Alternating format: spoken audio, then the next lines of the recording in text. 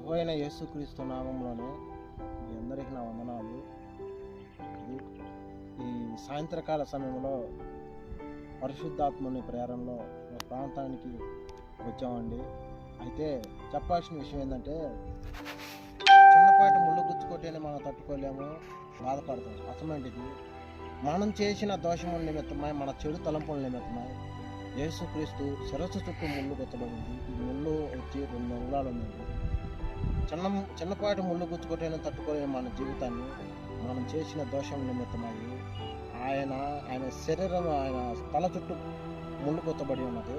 మరి ఎక్కువ దేవుని ఆత్మ నిన్ను ఈ సాయంత్రకాల సమయంలో పరిశీలించబడుతుంది. ఏమనంటే, ఎక్కడైనా నువ్వు దేవుని సన్నిధికి వస్తావనని ఆశతో ఎదురు చూస్తుంది. ఏదైతే నీలో ఉన్న ఆ పాప జీవితం ఏదైతే ఉన్నదో దానిని విడిచిపెట్టి దేవుని దగ్గరికి రావాలని మనస్ఫూర్తిగా కోరుకుంటున్నాను. నీ సహోదరుడు.